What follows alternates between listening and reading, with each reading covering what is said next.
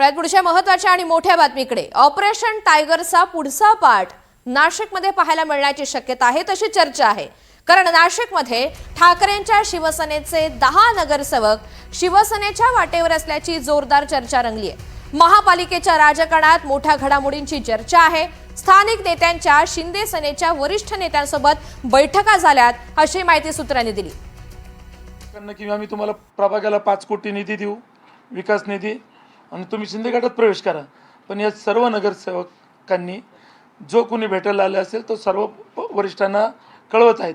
त्यामुळे कुठलाही नगरसेवक फुटणार नाहीये, आम्ही सर्व एक सोबत आहोत। एजंट कोण आहे त्याचं नाव तुम्ही का सांगत नाही, म्हणजे जेणेकरून सगळ्यांना कळेल की हे एजंट आहेत। लवकरच त्यांचं नाव पण मी वरिष्ठांशी चर्चा करून जाहीर करतो। पण हा एजंट पाठवतो कोण तुम्ही म्हणले? शिंदे गटावाले। कोणाला उपमहापौर बनायचंय?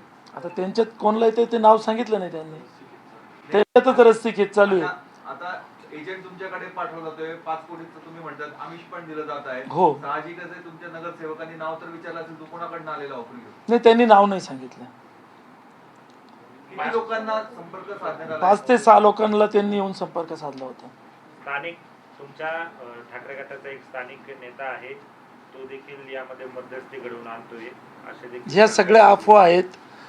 एखाद्या नेत्याचं नाव बदनाम करायचं असेल आणि सांगायचं असेल की हा नेता फुटणार आहे, म्हणून बाकीच्या नगरसेवकांना कन्व्हिन्स करण्यासाठी सांगितलं जातं। विधान परिषद निवडणुकीच्या वेळी उदय सामंत असतील, दादा भुसे असतील, शिंदे सेनेचे अनेक नेते सर्वपक्षीय नगरसेवकांना भेटत होते।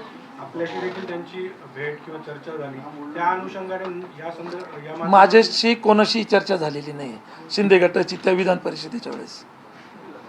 आपले 5 ते 6 वेळेस आपल्या सगळ्या अनेक नगरसेवकांच्या त्यांच्यासोबत बैठका देखील झालेल्या आहेत, अशा पद्धतीची देखील माहिती नाही, या अफवा आहे। बैठक झालेली नाहीये, झाली असती तर आमच्या कानावरती आली असती। तुम्ही म्हणता 5 कोटी आमिष, ही ऑफर कशा प्रकारे दिली जाते, थोडी सविस्तर सांगा। काय विकास काम? निधीच्या विकास कामांना। काल आम्ही आयुक्त मॅडमची जी भेट घेतली ती विकास कामाच्या संदर्भातच घेतली की आम्हाला आमच्या नगरसेवकांना विकास निधी दिला जात नाही आणि आमच्या प्रभागात कुठलेही कामं होत नाही। म्हणजे ज्या ठिकाणी भारतीय जनता पार्टीचा नगरसेवक असेल किंवा शिंदे गटाचा नगरसेवक असेल त्या ठिकाणी अधिकारी लगेच पोचता, आणि आमच्या नगरसेवकांनी जर फोन केला तर अधिकारी वेळेवर पोचत नाही।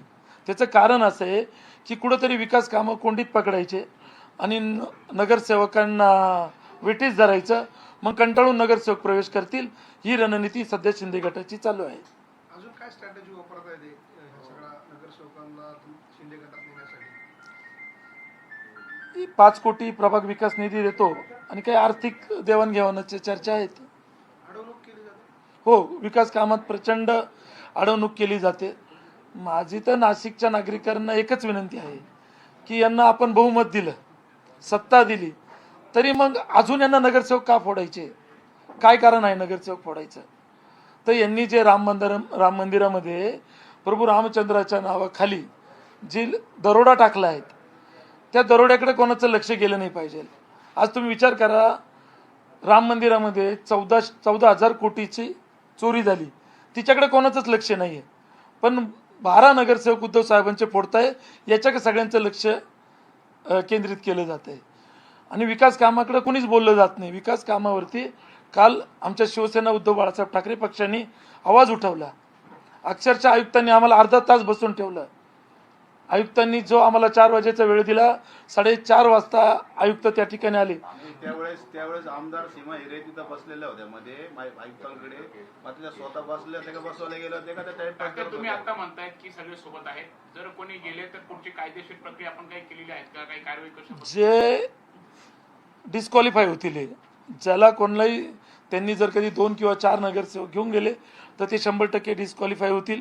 दुसरी गोष्ट, जे महाराष्ट्रामध्ये खासदार फुटले आणि त्यानंतर खासदार तुडवा हे आंदोलन सुरू झालं, तर निश्चित नाशिकमध्ये त्याचे कुठेतरी पडसाद उमटताना दिसतील की या ठिकाणी जे कोणी नगरसेवक फुटतील त्यांना देखील मतदार तुडवल्याशिवाय राहणार नाही।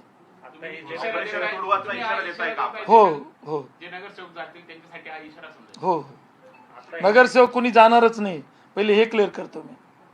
ज्याला जायचं असेल ते राजीनामा द्यावा, कारण ते मशाला चिन्हावर निवडून आले।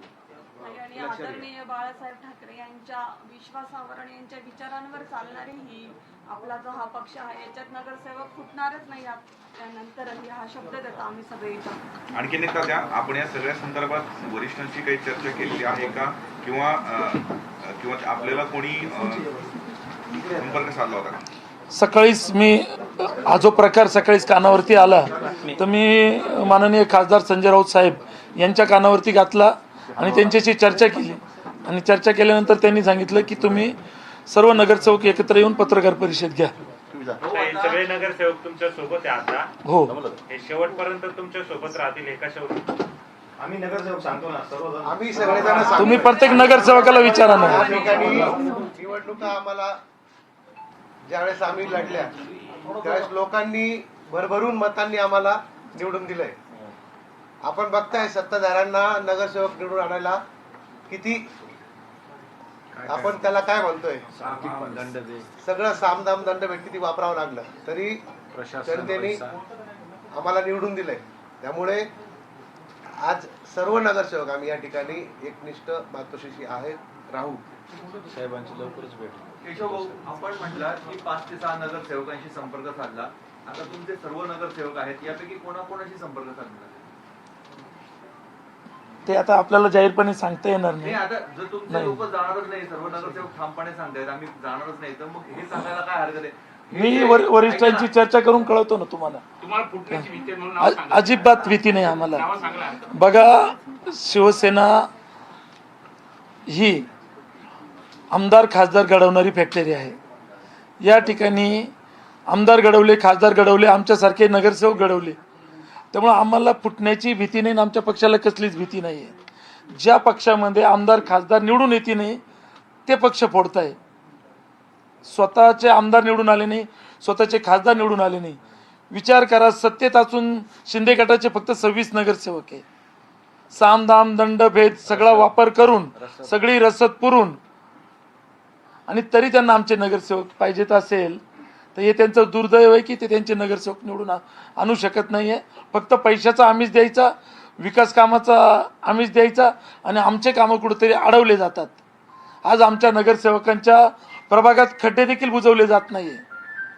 आज ज्या वेळेस बजेट झालं आणि बजेटमध्ये आमच्या नगरसेवकांना नाममात्र निधी दिला गेला, म्हणजे याचं कारणच हे आहेत की निधी द्यायचा नाही, कामं अडवायचे, मग कंटाळून नगरसेवकांनी प्रवेश केला पाहिजे. नाही, पण एवढं आता महापालिकेमध्ये सत्ता येऊन 6-1 महिने झालेले, तुमच्या पक्षाकडनं हा आवाज आजपर्यंत उठवण्यात आला नाही. काल तुम्ही निवेदन दिलं, कधी कुठलं आंदोलन नाही, काही नाही. 15 नगरसेवक असून पण तुमचा आवाज दिसत नाही ना. आम्ही पहिल्याच महासभेत मोठं आंदोलन झालं ना, तुम्ही सगळेजण होते त्या आंदोलनात. राजदंड पळवलं, दुसरं रामकुंडावरती गटारीचं पाणी सोडलं, ते पण आंदोलन आपणच केलं. पावसाळ्यापूर्वी तयारीचं 2 महिने अगोदर हो. निवेदन दिलं होतं सगळ्यांनी. आम्हाला सर्व झाल्यानंतर आज ह्या अशा फेक न्यूज आल्या ना, निधीचा समजावून वाटप झाला नाही त्यावेळेस देखील आम्ही आंदोलन केलं. मी तर असं सांगेन, प्रत्येक गोष्टीला वाचा पडतोय शहरासाठी.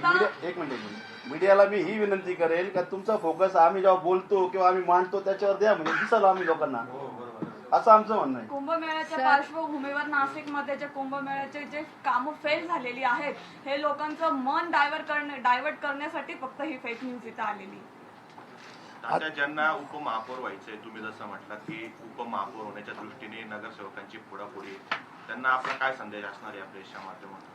त्यांचा जो उपमहापौर होण्याचा महत्वाकांक्षा आहे त्यांची, ती कदापि पूर्ण होणार नाही. त्यांची इच्छा पूर्ण होऊ शकत नाही कदापि.